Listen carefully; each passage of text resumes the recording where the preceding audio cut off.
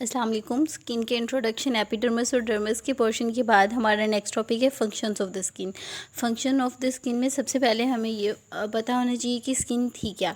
Skin को हमने कहा था कि आउटर मोस्ट कवरिंग होती है एंड लार्जेस्ट ग्लैंड होता है हमारी बॉडी का, जो कि प्रोटेक्ट करता है डेलिकेट और सेंसिटिव ऑर्गन्स को मैकेनिकल और अदर इंजरीज से। तो इस लिहाज से डेफिनेशन के अकॉर्डिंग जो सबसे पहला फंक्शन होगा स्किन का वो है या कवरिंग या फिर प्रोटेक्शन। तो सबसे पहला फंक्शन जो स्किन का है वो है प्रोटेक्शन का। प्रोटेक्टिव कोटिंग का काम कर रही है।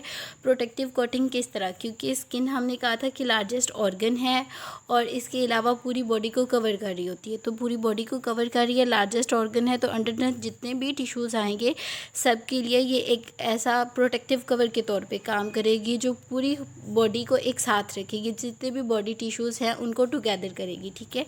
उसके अलावा जो केराटिन लेयर प्रेजेंट होती है, हमने बात की थी एपिडर्मिस का कंप्लीट स्ट्रक्चर जब पढ़ा था, उसमें केराटिन लेयर जो है वो एक बैरियर के तौर पे काम कर रही होती है। वो बैरियर बैक्टीरियल एंट्री से रोकता है। ठीक है। स्किन के ऊपर बहुत सारे बैक्टीरियाज प्रेजेंट होते हैं जो कि नॉर्मली स्किन के अंदर एस हासिल नहीं कर पाते just because of this keratin layer. अगर ये केराटिन लेयर एब्सेंट हो तो तमाम बैक्टीरियाज स्किन के अंदर डायरेक्टली इन्वेड कर जाएँ और उसके बाद डिफरेंट इन्फेक्शंस हो सकती हैं। ठीक है। इसके अलावा जो केराटिन लेयर है वो वाटर प्रूफिंग एक्शन रखती है। जस्ट फॉर एग्जांपल हम लोग हैंड वॉश करते हैं तो वाटर ऑब्जॉर्ब नहीं होता। इवन सी डाइवर्स जो हैं या पूरी बॉडी अगर वाटर में डिप कर दी जाए या फिर पूरी बॉडी को जितना मर्जी सी डाइविंग कर लें, जो मर्जी हो जाए, वाटर जो है वो बॉडी के अंदर अब्जॉर्ब होना स्टार्ट नहीं होता। ठीक है।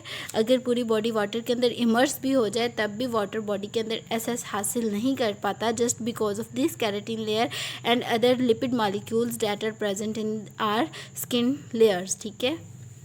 उसके अलावा जो हमने थर्ड मोस्ट इंपॉर्टेंट चीज़ पढ़ी थी कि मेलानिन प्रेजेंट होती है। मेलानिन ग्रेन्यूल्स होते हैं हमारी बॉडी के अंदर जो कि पिगमेंट्स होते हैं और पिगमेंटेशन करते हैं। स्किन कलर जो है वो ब्लैकिश टोन की तरफ लेके जाते हैं, ब्राउनिश टोन की तरफ लेके जाते हैं। उसके साथ साथ उनका इंपॉर्टेंट फंक्शन ये है कि वो प्रोटेक्ट करते हैं स्किन को यूवी रेडिएशन से। यूवी रेडिएशन के साथ साथ सनबर्न से भी प्रोटेक्ट कर रहे होते हैं। ये इनका एडवांटेज है। लेकिन इन मेलानिन ग्रेन्यूल्स का एक डिसएडवांटेज भी है, वो हम आगे पढ़ेंगे कि वो क्या है। कलर टेक्सचर के अलावा एक और चीज़ है जो कि मेलानिन ग्रेन्यूल्स की वजह से नहीं हो रही होती, वो हम आगे देखते हैं।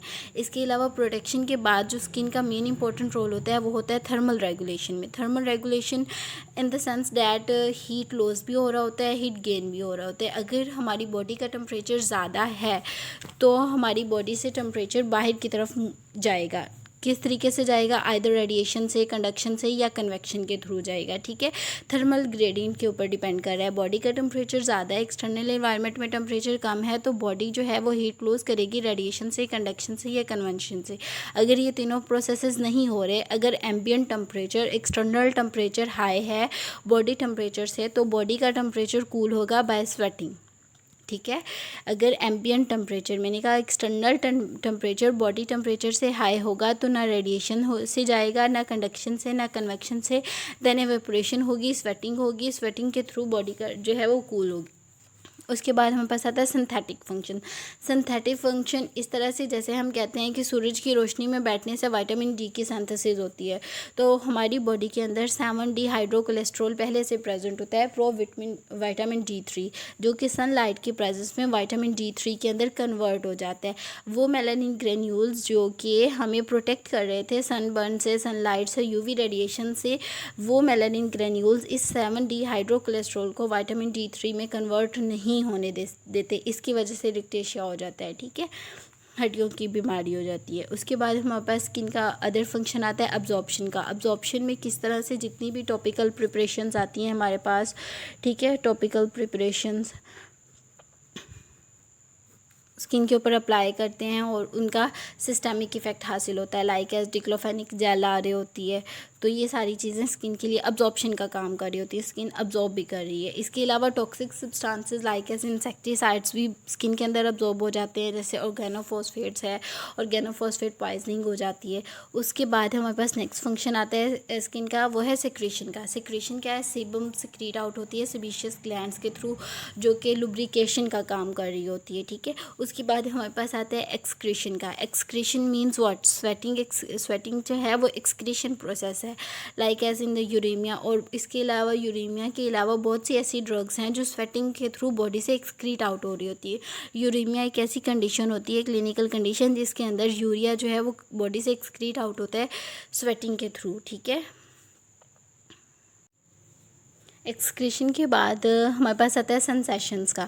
स्किन के अंदर डिफरेंट रिसेप्टर प्रेजेंट होते हैं, नर्व एंडिंग प्रेजेंट होती हैं, जो कि टच या पेन या टेम्परेचर, कोई भी सेंसेशन है, हीट है, कोल्ड है, उन सेंसेशंस को सीएनएस तक पहुंचाती हैं। उसके नतीजे में इफ़ेक्ट्स प्रोड्यूस होते हैं, लाइक एज इचिंग का इफ़ेक्ट हो गया, ठीक है। इसके बाद हमारे पास स्किन का जो इंपॉर्टेंट रोल आता है वो है इम्यूनोलॉजिकल रोल। इम्यूनिटी में इंपॉर्टेंट रोल प्ले करती है। हमने कहा था स्किन के अंदर लैंगरहैंस सेल्स प्रेजेंट होते हैं एपिडर्मिस के अंदर, जो कि लिम्फोसाइट्स के जैसे होते हैं, लिम्फोसाइट एनालॉग्स होते हैं, इम्यूनिटी में इंपॉर्टेंट रोल प्ले कर रहे होते हैं। इसके अलावा हमने कहा डेंड्राइटिक सेल्स होते हैं, जो कि बेसिकली एंटीजन रिकोगनाइजिंग सेल्स होते हैं। एंटीजन आती है जैसे बॉडी के अंदर एंटर होती है, उसको रिकोगनाइज करते हैं, लिम्फोसाइट्स तक पहुंचाते हैं लिम्फ नोड से, फिर उसके बाद इम्यूनिटी का पूरा प्रोसेस हो रहा होता है, ठीक है। मैक्रोफेजेस है, बेसिकली ये एंटीजन को फेगोसाइटोज करते हैं, फेगोसाइटोजिंग सेल्स होते हैं। और जैसे ही एंटीजन फेगोसाइटोज हो गई तो इट्स मीन जो है कोई भी साइड इफेक्ट या डिजीज़ कंडीशन या इन्फेक्शन नहीं होगी, ठीक है। उसके बाद हमारे पास आता है ग्रोथ एंड रिपेयर का function. Growth and repair in the sense that like कोई भी इंजरी है या स्किन बर्न हो गई है तो उसके नतीजे में क्या होता है कि जो केराटिन होती है वो स्किन एजेस से इस इंजरी की तरफ मूव करना शुरू करती है, इस इंजरी को जाके वो फिल अप कर देती है। वो होल जब फिल हो जाता है तो पूरी जो स्किन है वो रिपेयर हो जाती है, ठीक है। ग्रोथ एंड रिपेयर फिनोमेना होता है ये। इसके अलावा लास्ट फंक्शन जो है वो स्किन का वो है सोशल इफ़ेक्ट, लाइक कलर है, टेक्सचर है, ऑर्डर है। तो ऑब्वियसली आजकल सारे लोग ही वाइट स्टोन को पसंद करते हैं। तो this was all about the skin functions. अल्लाह हाफिज़।